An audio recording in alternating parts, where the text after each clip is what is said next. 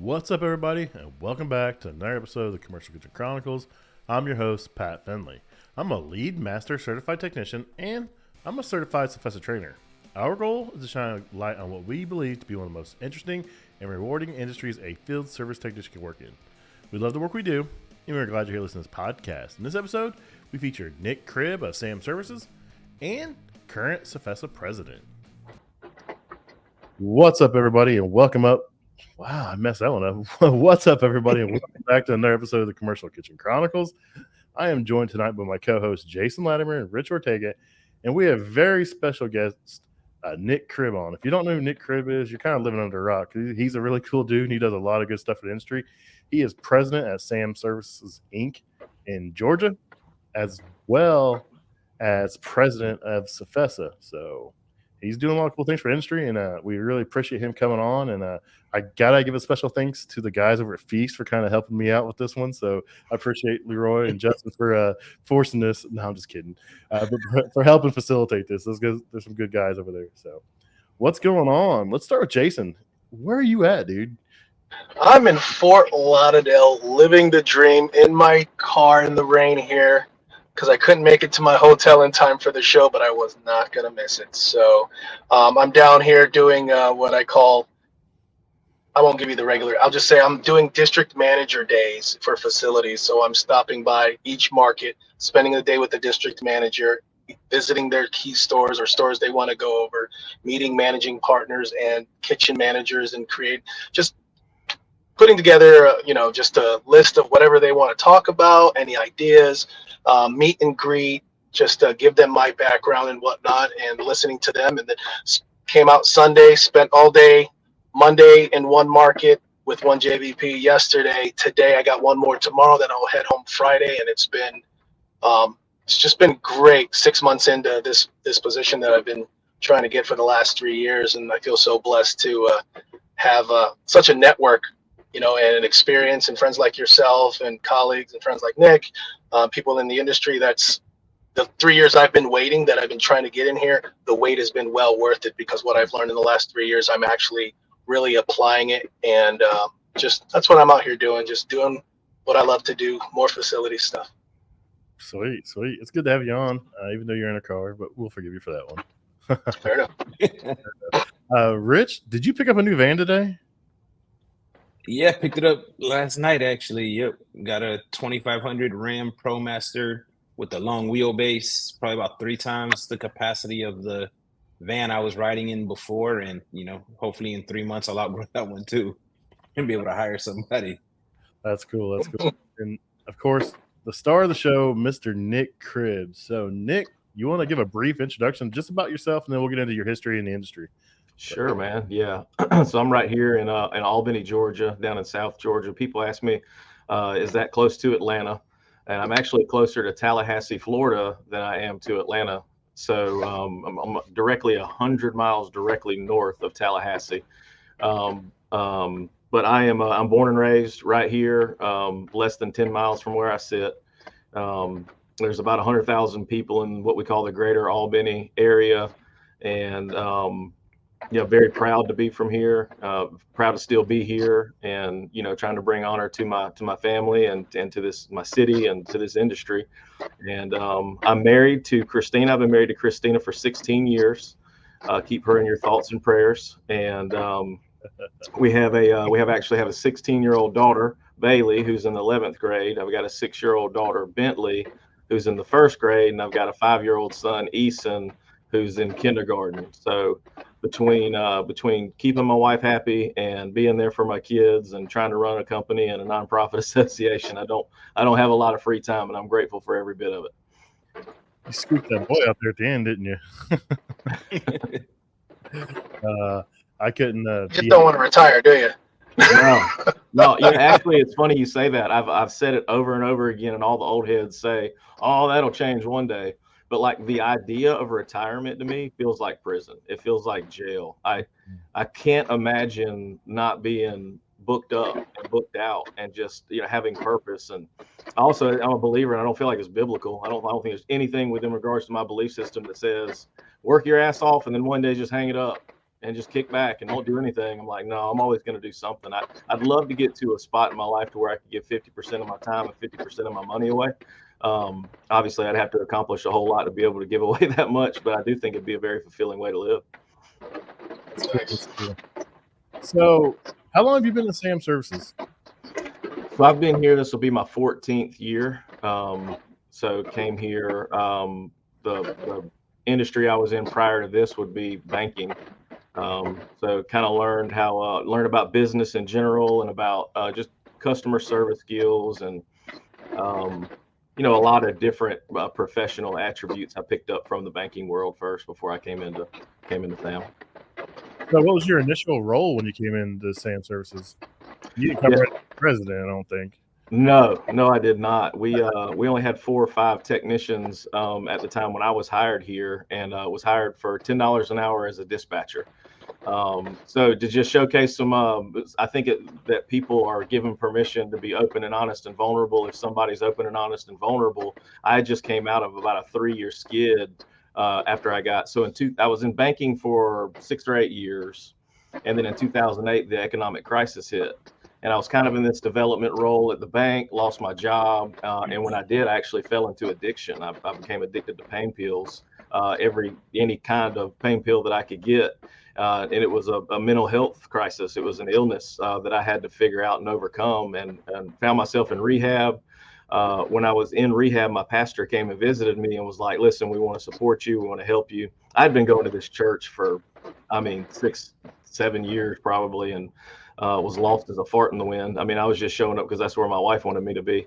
And but he showed up for me, man, and kind of stood in the gap and said, hey, we're buying this new building. We need help renovating the church. We'll put you to work just as a laborer. And I found out really quickly when I was working at the church that there was a lot of people that were taking advantage of these really nice white people. And I was like, man, y'all need somebody that can talk straight talk and hold these contractors accountable. Like, it's okay to hold people to deadlines. It is okay to tell people they just did shit work. And like, I'm just the guy that you need, you know what I mean? And so they kind of empowered me, put me in that role. And they said, we want to be in here by Easter.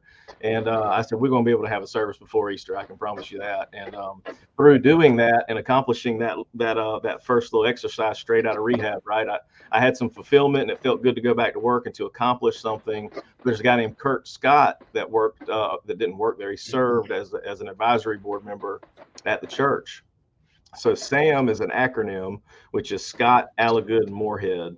So Kurt Scott came to me and he was like, hey man, I'm about to fire my dispatcher. Would you like the job? I was like, well, it sounds like you're going to communicate the same way I do. I was like, does the old boy got a chance, or can I come in and help him out? Or he's like, no, it's done, bro. He said, but he said $10 an hour. I can't promise you anything, but it's a startup, and you seem to have some passion. And if you want a safe place to work, which was the most important thing for me at that time, he said, I can provide that for you. So came to work there, used the same skills that I had used in banking, being honest and talking straight and, motivating people, all these things. When you go see a banker, you gotta be able to deal with straight talk. You got to be able to motivate people and to do the right thing, not to do the right thing. And so, it's just kind of off and running from there. That's cool. So you've had a really cool journey in the last, 14 years of SAM. That's, and that's what I wanted to hit about. I've heard your story. We talked a little bit about it, but like, what you said about motivating people. I said in the promo leading up to this, like, that if you talk to Nick, he will have you ready to run through a brick wall. There's like a handful of people that have that effect on me, and it's you. Josh Zolan can do it. He's got it. Corey Yates can do it. Like, there's like 4 or 5 guys that I talk to that, like, you get down to that conversation, like, dude, I can run a marathon. I can do what do you want me to do? Let's do it. It's done. And you are definitely the top 5 people in my life that can get some stuff done. So you've got that figured out. So well, thank you, Pat. Appreciate you saying that. So you went from dispatcher to president. So what kind of roles did you fill out, in between in those few years? Yeah, so I'll tell you this. When it came to dispatching, I really do feel like I may have been the greatest dispatcher that's ever walked the face of the earth. I could get my guys, my team, I called them my peers. They always like, hey, well, you telling us what to do? I'm like, no, there ain't nothing I can get done in this freaking chair. But we partner together. We can conquer the world. And man, I enjoy dispatch so much, and just being able to motivate people and inspire people and encourage people, and dealing with the customers. I became a master of under promising and over delivering. I would tell a joke with my guys, and if we were having like a service meeting, I'd say Paul could be sitting Indian style on my lap with his gauges laid across him, with nothing on his iPad to do for the day, and I would still tell the customer I'm booked out 3 days and there's no way I can get there. And I'm going to hang up the phone, and everybody's going to have a laugh, and I'm going to say, Paul, go ahead and get on the way. No pressure. Get there whenever you want. Get you a donut and a freaking Coca-Cola on the way. And I call the customer back and say, hey, I just moved everything around on my board for you because, damn it, you're important to me. And my guys loved it too. And, if you do that right, you get the grace later as well. Whenever I'm like, hey, man, I did everything I could, but I can't make it happen this time. They go, oh, well, Cribb, you always did. You pulled rabbit out of the hat. So I can't expect you to do it every time. But also, even with my guys that I work with, whom I still work with today. I mean, a bunch of them are still technicians here today. We're still very close. I do that thing where I'll be like, hey, we got 4 calls on you, and I know you're not man enough for 5, bro. It's fine. I get it. You're not man enough for it. I'm not going to judge you by that. That's on you. I knew it when you walked in the door today. And matter of fact, if we need to trim it down to 3, and they're like, you son of a bitch, and all it is cutting up, right? It's just cutting up. But people appreciate it being treated like humans. Mm-hmm. And so then at the end of the day, 3-4 o'clock, they'll go, hey, so you gonna put one more on me? I'm like, I don't know, man. I don't know if you're man enough for it. If you don't put that call on me, that's awesome. They just enjoy it. Yeah, that's right. And it just I like creating victories and creating opportunities for victories and trophies, and I feel like everybody does, right? And really enjoyed that. But anyway, I could talk about dispatching for an hour and a half. I enjoyed a bunch of aspects of it. But so after that, I was showcasing a kind of a God-given ability to just lead people. And it wasn't because I'm real smart. It definitely wasn't because of my track record coming into the company, but it's just because I met people where they were at, and I just explained to them what it was we were trying to achieve together. That I was in a position where I had to make a lot of decisions, and that I'm going to make good ones, and I think you should follow me. And this is where we're going to go. Do you want to come with me? And a lot of people said, hell yeah, let's roll, bro. And they kind of made me the service manager, which is funny now looking back on it, the way that we define service manager, which is like a technical guru that knows what's in sausage, that can decide if it's a unit swap out or we're going to go with the compressor, that type of decision making. But back then it was just kind of leading the charge of parts, quotes, all the technical service, and then the billing. And then kind of after that, Pat, we just kind of went into freaking hyper growth mode, doubled the company about 6 years in a row before COVID. And in the midst of all that, we decided to kind of redo our accountability chart. And that's when the leadership and the ownership decided to make me the president of the company, somewhere in the middle of all that. So, I mean, that just proves that the right mindset, skills, and attitude, you can go from, the bottom clear to the very top, man. And yeah. That's awesome, dude. And that feeds right into that, me talking about running through a brick wall. You know how to interact with people, and you just have that ability, and it's paid off big time for you, I think. Yeah, well, I mean, I made a decision that the things that I found that I was good at, I was going to do to the best of my ability. And when I figured out that I was good at dispatch, I enjoyed it. People like doing things that they're good at, right? But I didn't just want to do it and become like the bottle cap guy at Coca-Cola, where it's like, I'm good at putting bottle caps on. It's like, no, man, how can I put 4 bottle caps on at once? You know what I mean? I just want to be the best version of myself. And it's a funny story. I went into a bunch of different roles, but I was the parts person for a little while at Sam Service, and I am the worst freaking parts guy. I am not. I don't know. I don't have the patience to find a good deal. I don't know how to ask if something's been retrofit. I'm not even good at this at 120 or 240. I'm like, man, send me a freaking part number. I want to hit click into the basket, and I want to keep rolling. And I didn't like it, and I wasn't good at it. So I raised my hand and said, you got to find somebody else to do this. This is if you want me to be good at this, you're asking a fish to climb a tree. You give me people and you give me problems and put me in spots where I got to make decisions, I'm your guy. Man, if you got me looking at a friggin' wiring diagram, we might as well go ahead and close the damn doors today. And so, it just proves that you don't got to be good at everything, right? You don't have to be good at friggin' everything. You just got to find out who it is that you are and double down on it, and everything usually takes care of itself. That's cool. So when you started, it was 4 technicians. What are you guys up to now? So we're at 45, Wow. and yeah, sadly 43 tomorrow. Yeah. If you guys are watching live, I'm rooting for you. And Beast. yeah, it's a crazy business, man. But yeah, we're rolling. We're trying to be, corporately, we're trying to be the best version of ourselves and trying to grow. And started out right here in Albany, and then we decided to go to Macon. And that was in 2019, late 2019. So our launch date was January of 2020. That was a rough start. Timing, yeah. Yep. But Macon's rolling now. We went up to Atlanta. We're in northeast Atlanta, place called Swanee, the Swanee Beaufort area.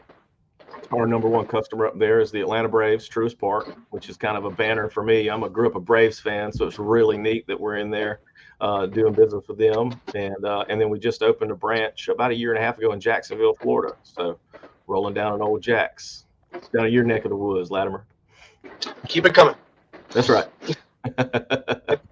That's cool. So, man, that's a heck of a story, dude. I'm really proud of you, the things you've done. Before we get too far off the weeds, let's talk about CFESA. So a lot of people don't understand what CFESA is and what they do. But let's talk about CFESA and your role there. How long have you been involved with CFESA? All right, so this will be my either 8th or 9th year. Yep. And so when I first started at CFESA, well, let's say this: when I first attended a CFESA conference, we went there with the intention. So our leadership team met, and Alan Allagood, the A in Sam, so Scott Allagood, he said, "Hey, I was at Hobart for 20 years, and everybody in our industry thinks very highly of this association, and they offer tools and training for companies who do what we do to try to become the best versions of themselves." And he's like, "I feel like the number one thing they offer is networking." And he's like, "And Nick, that's just made for you, bro." He's like, and Jim Easton too. He's the COO of Sam Service, and I jokingly tell everybody I'm the president of Sam Service, but I secretly work for Jim. He's brilliant. So Jim Easton, if the name sounds familiar, it's because my son, Nick Cribb, who's 5 years old in kindergarten, named him after Jim. That's how much Jim Easton means to me.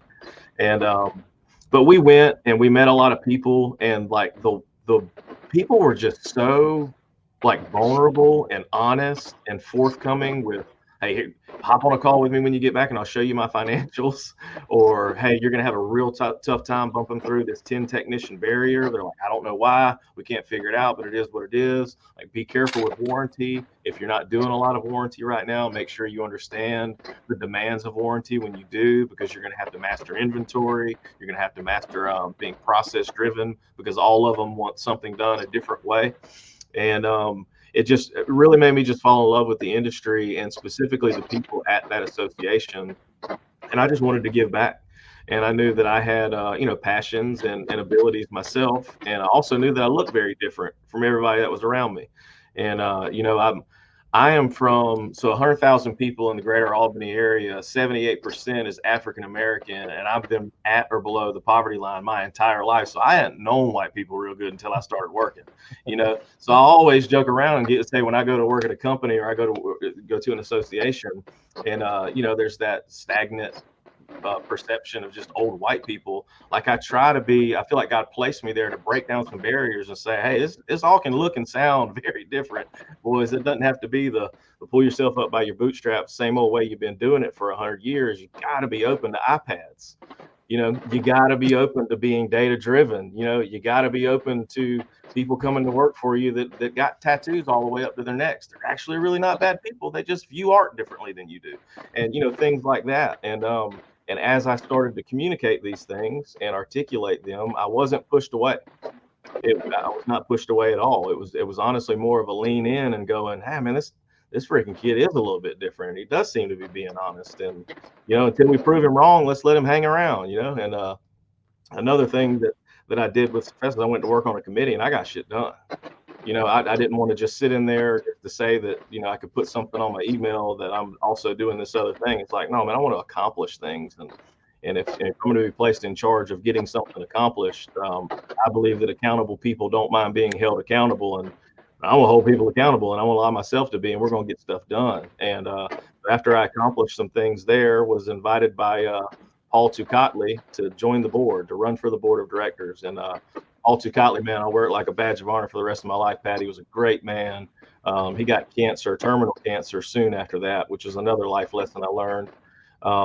Is that somebody can be full of health and have tremendous influence, and in the blink of an eye, through something they can't control, it's all ripped away. And it makes me savor every bit of authority and influence that I have now, and want to use it properly and righteously, because I know at any moment I could get in a car crash on the way home, Lord protect me, and it could all be over, right? And it was God used that in my life as I was coming up through the board. And that's kind of how I got involved, from Jump Street into CFESA.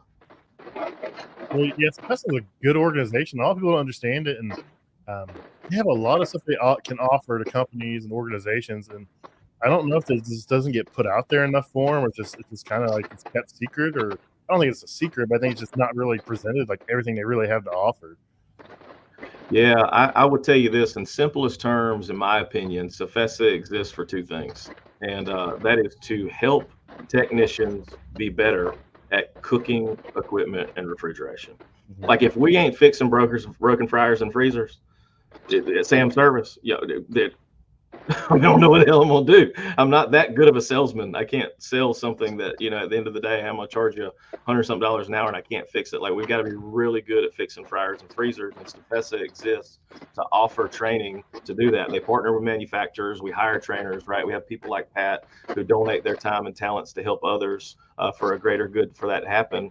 But the other reason is for service companies to be as good of a service company as you can, because the technical piece of it is only one part of it, right? I mean, if you're not good at sales and you're really good at fixing things, sometimes that's the ceiling that your company hits. If you're really good at sales and fixing things, but you can't count the beans, then you're gonna go belly up. If you got to balance the books, you got to understand tax code, and you got to understand your local LLC governance, and you got to understand all these things. And CFESA stands in the gap for those two main groups. To always be learning and growing and staying in front of trends and helping them develop to become either the best corporation or the best individual.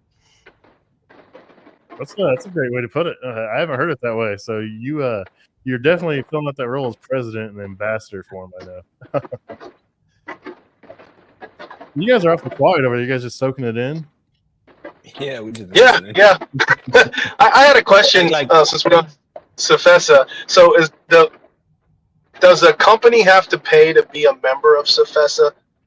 And if they do, is it the difference between a one-man jam versus a corporate, like a LLC with 20 vans? Correct. Yeah. So it's a tiered membership, and 100% you have to pay. We can't do what we do and offer the services that we provide if we don't have revenue. Right now, it's not in business to make a profit. There's nobody looking at the balance sheet and the P&L going, we need to be doing more an hour. But it is a hey, we've got to be able to pay for our facilities. We got to be able to pay for our employees. We have to be able to pay for these travel opportunities, do these regionals. And you also got to be creating a little bit of nest egg for the things that are coming in 25 and 26, right? That we want to be able to use that money as a tool to say, yeah, let's make another play on a building in Indiana or Vegas, and let's offer training there. Let's hire a trainer there in Canada or whatever it is. So, but it's a tiered system so that it's easier on a startup company to come in. It's manageable, but then also at scale, there's a cap so that if you do get too big, it then doesn't become detrimental to you because you've been successful. Now you've got to pay these loads and loads of money. There's kind of an honorable ceiling placed on that as well. Yeah, and it's not crazy membership. Like, I plan on joining CFESA next year, especially because there's, I think, 3 or 4 trainings I want to send my oldest son to while he's in training. And It's like the money I'll save by membership, the membership price will outweigh the actual cost of the membership. Yeah, and that's the way we set those up. Not even me, it was set up that way before me, Rich. And it's basically, if it's $1,000 for just anybody to attend the class, if you're a member, it's $500. So why not just join? And we feel like once you join, you'll be more open-minded with our marketing and our messaging to see everything that we have to offer. So good for you. I know a guy on the nominating committee that has to sign off on the approval of new members that I'll make sure he gives a good look for you. You're in, bro. I promise you. That's what's cool, man. I've been teaching refrigeration there for a few years. I go down to their the headquarters, and we got 4 or 5 rooms there. They've got a big barn full of equipment, and I teach refrigeration to entry level guys. It's guys and women. It's a 5-day course, and it's some of the most fun I've ever had. The first couple were a little rough, and then I started to find my way, and I started to enjoy it. And I started joking around, and I start to learn the room. It's something I always look forward to doing. So I'm excited to get down there in November and hang out and see everybody. I haven't seen everybody in a while, so looking forward to it. Though. Yeah, you'll be back down there. We were chatting about this before we hopped on. You'll be teaching a class in November, right? Yep. There's 2 refrigeration classes in November, so I teach in the first one, and then I can't remember his name. I have terrible names. He's from Day and Night. He does a lot of the refrigeration stuff because he's right there local. So I believe it's Chris Aker. Is it Aker? Yeah, I believe it is Chris Aker. Yep, he's the other instructor now, so I'm gonna finally get to meet him, and then we're gonna do some stuff together, and then he's teaching the following week. So I'm glad to see they're picking up classes, man. I went and checked the schedule for a guy on here. I was like, I think I added a bunch of classes, and they're doing a class out in California, out west somewhere, a new tech training. So, matter of fact, my son's over there now, not in California, but up the road in Fort Mill? Fort Mill, taking the new tech training. Yeah. Oh, sweet. Nice. I took that training. It was awesome. I enjoyed it. I was able to apply stuff right off the jump when I got back. Yep. Yeah, the NTT is probably the most popular, and next to that is the when all the ice machine manufacturers get together, and they do like a round robin in all 5 of those rooms, and you can literally go one day in one manufacturer, next day in the next manufacturer, next day in the next manufacturer. People eat it up. I think we had 87 technicians there for the last one that we did. I mean, it was like almost to the point where it's like, I mean, do we need the fire marshal to sign off on this? I mean, is everything cool? But it was wildly successful. Yeah. Yeah. Hey, Nick, what can we do to get some sort of press pass for the CFESA conference, the big one that's coming up here? I'm not asking for a free ride. I'm just saying maybe there's some sort of press privileges or discount that we can get in there. I did put him on the spot for this. I didn't need you to, Pat. I didn't need you to. That's right. Have you guys thought about some sort of maybe letting in some people that like to promote the same industry we're all in? Yeah, man, we're open to anything for the greater good, right? Sometimes there's bylaws or there's legalese bull crap that stands in the way of that, but typically speaking, we are always open to spreading the gospel of this industry, right? When people talk about the automotive field, like everybody knows what that is. When they talk about welding, everybody knows what that is.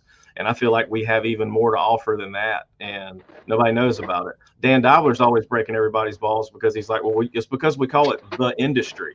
Mm-hmm. He's like, we got to come up with a better way to say it other than the industry, because nobody knows. He says nobody ever knows the industry y'all are talking about after you get through talking about it. So, we got to figure that out. But in regards to that, I mean, you have not because you ask not, and I'll ask somebody. Uh-oh. So Thank you. And hold on, Pat.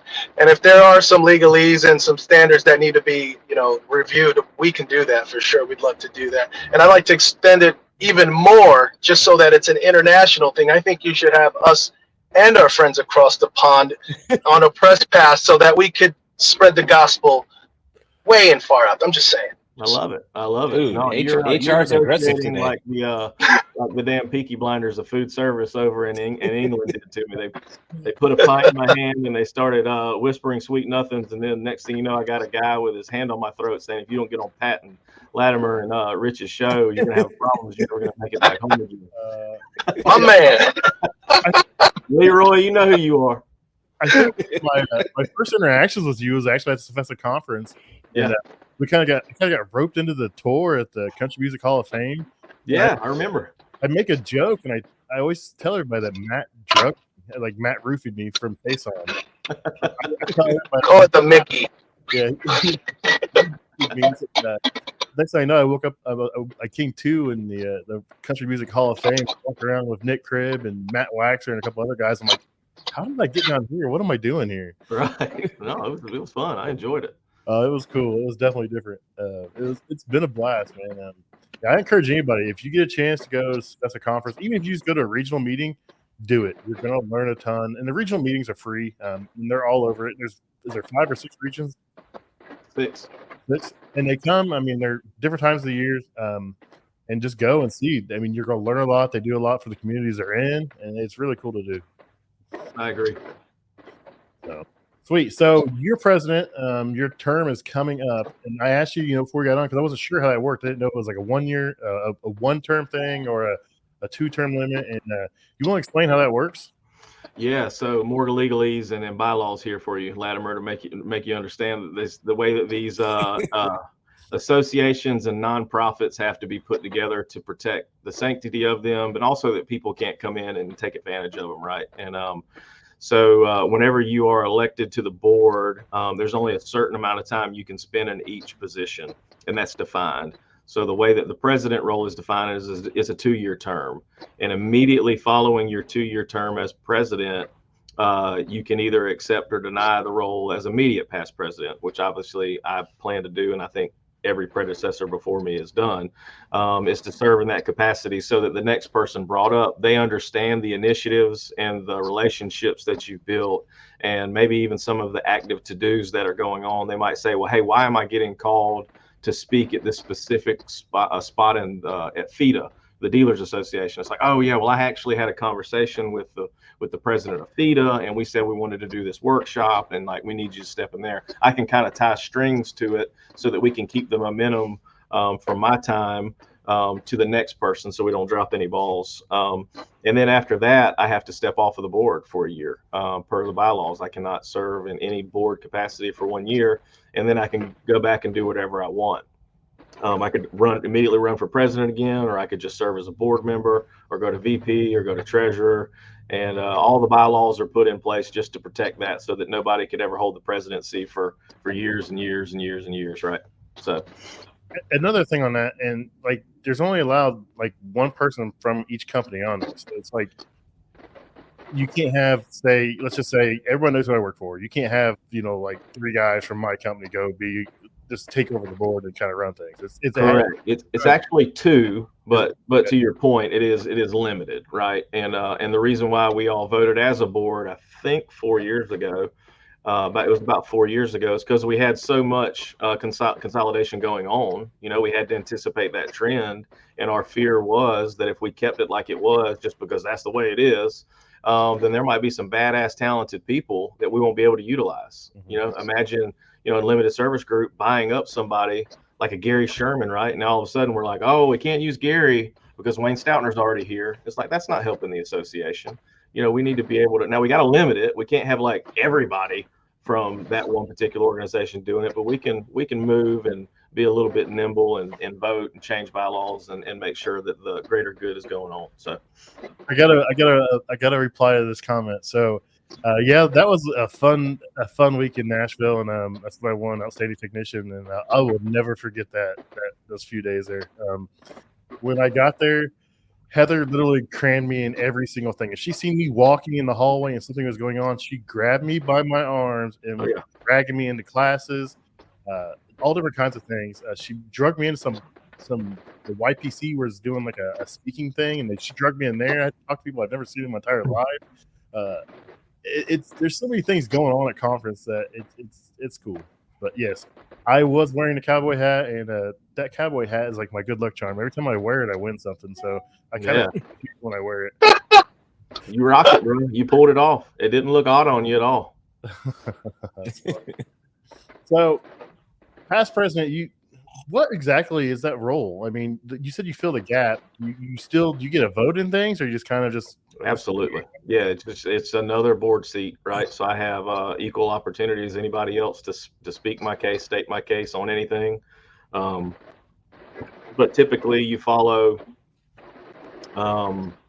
the hierarchy of the executive board, right? You want to be honorable to the person who was elected by the membership to be president, and they have a platform that they were likely elected for, and they deserve the opportunity, at least the opportunity to be the loudest person in the room. And then the board does what the board does, and then we all hold each other accountable, and we rip stuff apart, and we chat about things and poke holes in it and vote on it.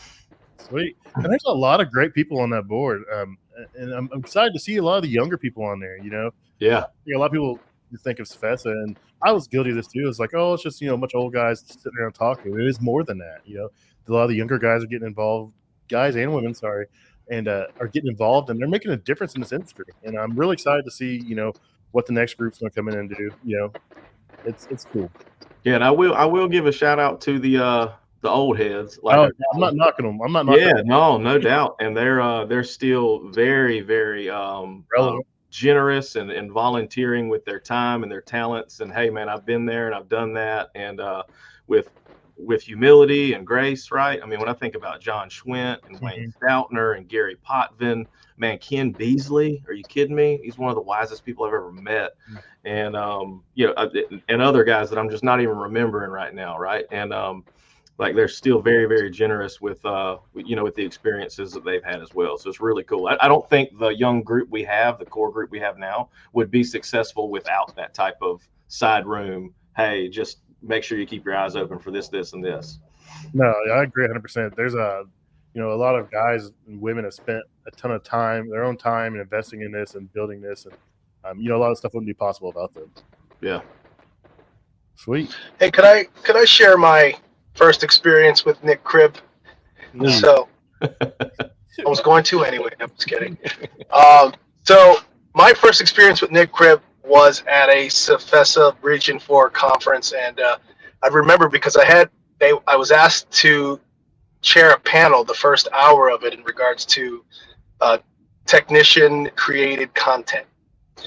And it was great. It was funny because I wasn't holding the mic very well. I was very nervous. And I was really nervous. So I was just like really talking really low and whatnot, unless I got excited about something I knew knew what I was talking about. But when Nick finally went up, one, he made fun of me. I just want to put that out there. So, he's like, well, you don't want to be like this guy. And I sat up front, right? Not to yell in my car here. But I sat up front, and it was a great experience. I mean, that was funny. But something he was talking about really impacted me. And I shared this with him, you know, and it was the fact that he was talking about principles and beliefs, hiring, firing, and operating based on your mission, your vision, and your values. And man, I was just like blown away. And as simple as those concepts are, principles, being a principled company and doing what you say you're going to do, you know, I haven't experienced that everywhere, I'll be honest. But hearing it from you and someone in your position, and I know people who work at your company, and that it's very true, and that you guys at least try to be what you say you are. But that really impacted me, that whole conversation, and it made me reflect on, I'd say, all my professional life, going back to when I was like my first official job on the books at 16, and whether or not I worked at a company that actually hired, fired, and operated on their mission, vision, and values. And sadly, I hadn't in my previous career, you know, and I, you know, a lot better as of late over the years, but where I've landed currently, that was on the forefront of my mind when I applied, and it was very impactful. And again, I shared that with him, and it's very important to me, and I spout it all the time. You know, we got to say what we do what we say, kind of thing. But again, I wanted to share that. That was a great opportunity. And now thinking about it, I would there was people who spoke at the end that were from the industry. There were like CEOs and facility managers, like Publix, and like I remember. Yeah, and like Panera, things like that. And you know, I look at where I was, where I got to, and where I am now, and it's you know, the whole CFESA thing. There's so many different things for different walks of people. There were facility managers there. There were CEOs there. There were people on the end user there. There was, you know, there was technicians, and it was a great day, and you had a lot to do with that day. So yeah, no, thanks, man. I appreciate you saying that. And I was breaking your balls about the microphone, but I was also lovingly. I mean, you're a great speaker. You're a great. Everything you had to say was gold. And I'm like, dude, just keep the damn microphone by your mouth. I was just trying to lead and love you well, dude. I was like, maybe if I punch him there and make everybody laugh, he'll never do it again. You know. And then you know what happened after that? David from Rue Pears got up there to talk, And then he went on me. He went in on me too. I was like, "Oh, look what he started!" Hey, man, don't hit a man while he's down. Come on now. Oh, by the way, I am a facilities manager now. I know you are. I'm proud of you. I think it's just getting in front of people, because when we do the podcast, he's fine. But like, we went to HR there. We recorded on a friend of mine's podcast, and like, Jason was too far away to didn't pick him up. So I think it's just a recurring theme. I'll do better next time for sure. For sure. You got you. That's funny. Rich, what's up? Huh? Rich is just sitting back quiet and watching. Yo, I don't got nothing to add to this episode, man. I got nothing to add, so I'm just listening. You better jump on that CFESA bandwagon. You get your money back in classes. And you talked about the ice machine class. I think that's one of those classes that's only open to members, right? Like, yeah. I think ice machine, I think fryer, and I think combi oven's like a member only class, I think. Yeah, so it's exclusively offered to members only all the time. And only if there's spots available after members haven't gobbled them up, is even when we offered twice the price for it. Yep. So yeah, there's some good classes out there for them. Yeah, but a lot of our guys that have been, we've sent, sheesh, man, probably,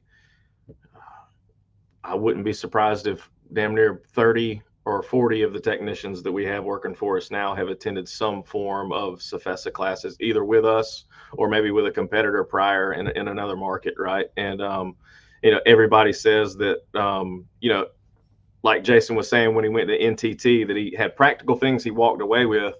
But people also say this cool thing where they're like, yeah, man, when I met Joe Smith, man, old Joe Smith up in Indiana, he was a cool guy. And, we connected on Facebook, and now we text. And, I call Joe. And sometimes when I'm hung up on a Frymaster and Joe helps me with it, Joe communicates like I do. And, Joe's got a similar family structure to me. And there's this weird thing when you connect with people, right? I mean, we're all human beings at the end of the day, and we're called to community.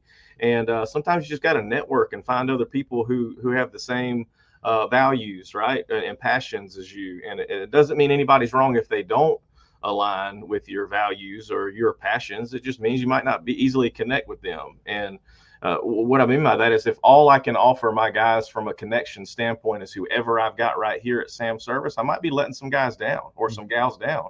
Whereas if I open that up and say, hey, there's a big world out there, worldwide, literally worldwide, of people working on fryers and freezers every single day.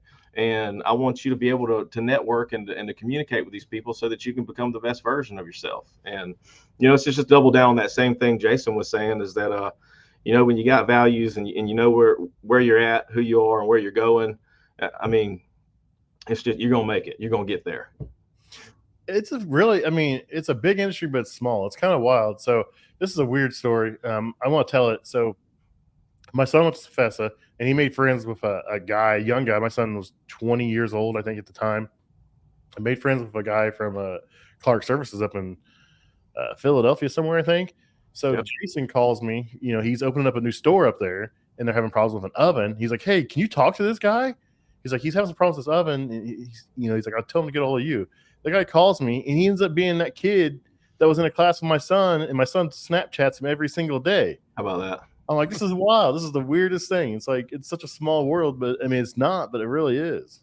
Yeah, I agree. And it's only becoming more and more demanding every day. I mean, for every 2 guys that leave, some would argue 3 guys that leave, from a technician perspective, only one of them's walking in, and obviously nowhere near as skilled as the ones that are walking out. So, I mean, there's a huge demand and what I would consider an opportunity, in our industry right now.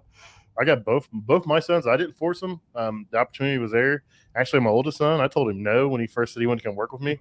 And he said, I'm going to do it anyway. So I was like, well, let me see what I can do. I said, I'm not making any promises. And he's turned out really well. But, man, if you're a younger person, but if you're anybody that's good with your hands, you like tearing stuff apart, you get bored easy doing the same thing over and over and over, this is a job for you, because you're not going to get bored here.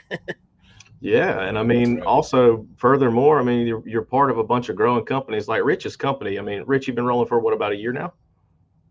4 months. 4 months. So I imagine you have aspirations to continue to grow the business as big as you can, right? You know, I'm sure you got that's the whole reason I just upgraded my van, because business is growing so fast. And by next year, I'm hoping for sure by this time next year, my son will be out on his own running calls, and I'm hoping to have at least one more tech. I mean, the way it's growing, I should be on track to have my son and another tech running calls by this time next year. Yeah, for sure. And I can go ahead and tell you, I know what's coming for you. From there, you're not just going to need technicians, you're going to need specialists. You're going to need people who are really good at billing or customer service or dispatch. You're going to need people that are really good at inventory management. You're going to have all these opportunity to pay people money to come and work for, I'm sure it'll be a good company. And then after that, you're going to need leaders, man. You're going to need people so that you can delegate and elevate, and you can grow it to the next level. You're going to need people that can lead people well under your charge. And I like to say all the time that anybody that comes to work at Sam Service and even in CFESA circles that I run is in this industry, we don't just need technicians, man. That is not the only thing. It's not like, oh, we just got to have techs. We got to have techs. Like, yeah, we do. But man, I need freaking leaders, man. I need somebody who can lead a group of people from one place to another, and to do that well, and to treat them right, and to make good decisions. And if that means one day I'm taking a wrench out of somebody's hand, then I'll snatch it out of their hand. Or if I need to get a keyboard from in front of them, I'm snatching it from in front of them, because I know that those, for us to grow our company. So our big, hairy, audacious goal at Sam Service is 20 branches by 2032. We got 4 right now. I can't do that with who I've got here right now. And I definitely can't say, oh, well, I've got these 3 really good technicians and 2 good parts guys, and I just got to keep them there teching and parting. Like, no, man, if one of them jokers can lead, then let's go. I need you running the market, you know, and we got to be open to those type things, both inside and outside of the business. Woo! Man, that's good stuff right there. No, that's good. That's good stuff, because I think we focus so much on the great technician that we've, you know, as an industry, we failed on developing leaders. You know what I mean? So you could have a guy that's great, can fix anything, but if his attitude sucks, he can't train anybody, he can't motivate anybody, all he does is talk crap to people all day, then really what's the point? Because as a technician, he's only good for what, 20, maybe 30 years. But if you take that person and you develop the leadership in them and the ability to train and to mentor, I mean, you've got 100 years worth of value out of that person, because when he's long gone, the 5 or 10 people he trained up, they'll each train up 5 or 10 more people and go from there. But yeah, we've been so focused on the technical aspect, which is important. We've lacked the I guess you could say the soft skills aspect of it. Yeah, no, I agree. I mean, there's 2 sides to the coin, right? Now, I will say that there's a bunch of and it's not just techs. I hate it when people just make techs the example, because it's not. It's a lot of different types of employees and different functions within the business. And a lot of people just want to be a leader just because a leader looks cool on TV, right? You know what I mean? They want to be Captain America on the damn Avengers. They want to be, you know, the purple Power Ranger. Maybe it was the black one. I can't remember. It was one of them that was the obvious leader. But it's like sometimes, man, like everybody can't be that particular, like there's only one head of the snake, you know. And sometimes people are really, really good at what they do, and they don't have like these natural abilities to lead or to make decisions, and now they're creating this future for themselves that's not even good for them, right? And so what we try to do at Sam is like be very, very open and honest with people. Like, we don't bullcrap nobody. Our second core value is that we earn trust through clear and candid communication. And if somebody does not have the abilities and they want to step into that role, then we pour into them. But pouring into them is defined what winning looks like. Like, if you want to try this is what I'm going to give you, and this is what I need from you. And if I fulfill my role and I give them what they need and they aren't fulfilling that role, then there's a conversation there, right? And it doesn't mean they're getting fired. It doesn't mean they're a loser. It just means, hey, man, you're wanting to be a wide receiver, and I think you might be a badass corner. You know what I mean? You want to be a quarterback, rather, and I think you might be the best offensive lineman in the game. And, you know, just having those conversations, and, you know, if you're open and honest with people, man, and you treat people right, I think people really are cool with figuring out whoever it is they're supposed to be. But if you just don't ever opportunity at all, if you don't ever offer that opportunity at all, then I think everybody feels like they're getting sold short, and hell, they are, you know, because there's a badass out there somewhere right now who's a dispatcher like I was 13 years ago, just needs a chance, you know. That's awesome, man. That's awesome. That's a great way to look at it. You know, everybody has goals. You know, Jason started off where he started off, worked up into the manager's role at where he was at, and now where he's at now. And it's just everyone wants to do something and be something. But you know, they don't always have a plan or a way to get there. They just think they want to do it. But you know, and sometimes someone just needs that opportunity. I agree. You know, Jason, I believe it. I hope I'm not speaking out of confidence here. I think I read it online when you posted it, Jason, but it was I have a desire to do this thing, and I believe it's what you're doing right now. And I'd rather try it and fail at it than to never try and not know. And dude, I wanted to wrap my damn arms around you when you put that out there. I was like, this dude needs all the help that he can get to figure out what it is for him. And somebody that's okay to look in the mirror and go, you know what? I gave my best college effort. I know there's this other thing that I'm good at that if I need to, that I maybe my whole perception will change on it and I'll be more, you know, who knows, but to say I'm gonna lean into some risk here, to some vulnerability, and I'm gonna follow this whisper in my heart. Like, man, that's commendable, man. I tip my hat to you. Thank you. I think Rich did the same thing with this man as well. You know, I could make an argument he did. Yeah, that's true. That's basically exactly what I did. But my wife just texted me because she's watching the show and she says she feels like you're talking straight to her. Oh yeah, told you he has. Do not know your wife, bro. I am not talking to her. I don't know what this is like. She said because she does all their dispatching and all the customer service side of stuff, and I mean she kills it, especially for not knowing the industry. Like the other day, because we get text messages on a main line, and a customer was like, "Yeah, thanks for talking with me. I really look forward to work." Like all this great stuff, and I'm like, how did you say to him, like, to hear, you know, that great of a text message of how great he's looking to, you know, to work with us and this and that. So I think that's pretty cool. Yeah, absolutely. Yeah, she said this episode is so good. Dude, I'm telling you, man, Nick Cribb will have you ready to run through a brick wall. Don't do that, by the way. It hurts most of the time. There's a reason he went from where he's at to where he is now, and I love to see where he's going in the future. That's for certain. You know, I have goals and aspirations, and and Jason and Rich, I talked to him about it. You know, it's Jason's big firm. You know, his saying is put it in writing, make a plan, and that is the worst thing in the world for me to do is put anything in writing. To sit down and to take the time to do it because my brain does not think that way. Like I barely made it out of school, but you put me in front of an $80,000 oven, I'll tear it apart, put it back together, and have it run before I leave. But I cannot sit down and just write something down. I can't do it. It's excruciating to me. What works for me though, and this was part of helping me get launched in my business, was putting in writing, especially on social media, that I wanted to do these certain things. Because the way I work is like, now I said it. Now y'all know I said it. Now I got to do it. Because next year you're not going to be like, oh, Rich, what happened? I thought you wanted to start a business. Oh, Rich, what about this and that? So even if you're not writing out a plan, just write out, by next year, CKC will be doing whatever. And then just out of, the fear of embarrassment, at least hold yourself to it, That's what I'm doing. I'm gonna get it out there. I'm gonna put it in writing. I'm just gonna get it all cleaned up and organized. I think it's gonna be good for me. It's gonna be good for all of us, here on the show. But I do the same thing. That's why I'm here. It's because I put stuff out on the internet. Like I put it out there so I can find it, remember it, and that kind of stuff. But I put out one day. I listened to podcasts and it was like, man, there's no podcasts on our industry. For the technician side of it. And I put it out, I was like, I'm gonna start a podcast, about the food service repair industry. Like 2 weeks later, I done forgot it. I'm just chasing something else, and I was walking by Mr. Gary Sherman's office. He's like, hey Pat, I want to talk to you. And I was like, oh shit, what I do.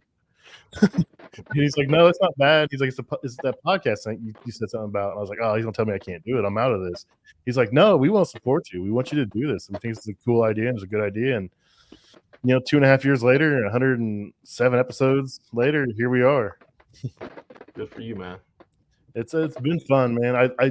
I really do this because I love the industry. At first, I thought it was something fun to do, but I've kind of found a new passion to highlight, all the great people here, not just technicians, dispatchers, managers, regional managers, people like you, presidents of companies, presidents of CFESA. I want to get Dan on here one day to talk about what he's done in this industry because he's done a lot of cool things for the industry. Oh man, he still continues to do, and that dude can tell some stories now. He sure can. I just want to grow this industry, whether it's bringing people from outside in or helping people find jobs, helping people find training.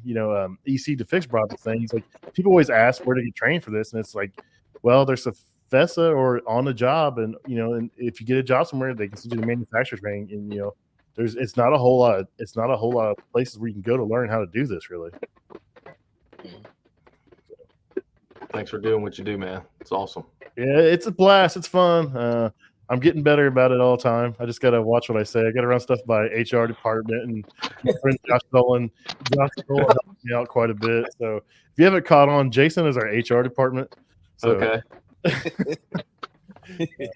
He's our voice of reason, because me and Rich would get in trouble all the time if it wasn't for him. Just remember, when emotion is high, logic is low. Whenever you're fired up, you will go, I said, what? I've seen me do it. I've seen me do it 100 times. When emotion is high, that's my problem though. I never regret it. That's my personal problem. Oh, is it? Okay. By Jason. I'm like, yeah, I said it. I'm just like, it needs to be one of your core values at your company, so you can find other people who are attracted to that. I believe you probably got a phone call or text message about something I did one day from Josh. So I've learned my lesson. I'm just super passionate, and I don't reread what I type a lot of times. And that's what gets me. If I sit back, I've gotten better. I'll type something out and I read it, and I'll send it to Jason and Rich. I'm like, hey, what do you think? And Rich is like, do it. And Jason's like, don't do that. Right. I get nervous if there's a bunch of unread over here. A little angel and devil on your shoulders. That's funny. Although Jason was proud of me a couple of weeks ago when I had a frustrating situation. I was like, look, what I want to say is that ain't my problem. But what I'm going to say is, and I had a whole nice thing typed out. Jason was like, I'm proud of you, bro. I'm proud of you. Good for you, man. I get nervous when I see a bunch of unread messages in our group chat. And because I'm so busy, I'm like, well, let me check this. Okay. Oh, no. I believe there's one of those in there today that I had some help with somebody. It wasn't you guys. So I won't keep you any longer, man. I really appreciate you coming on. If you want to tell everybody where they can find you, I know you're on LinkedIn. I know they can find you at CFESA. If you just want to give a shout out to everywhere people can find you, so they can reach out to you if they want to talk to you, or find out more about CFESA or SAM Services. Yeah, no, I ain't hard to find, man. Nick Cribb. There ain't a whole lot of me out there. SAM Service and CFESA. Happy to help any way I can. Hit me up on LinkedIn. That's typically the main platform that I use for communication and trying to, grow in networking and such. And man, Pat, I wish you the best in your future dreams. And Jason, just so damn proud of you, watching you learn and grow and chase your own. And Rich, it was a pleasure meeting you, and thanks for sharing that about your wife watching. And if I can help you with your business, don't hesitate to call, man. I'm here. Appreciate it.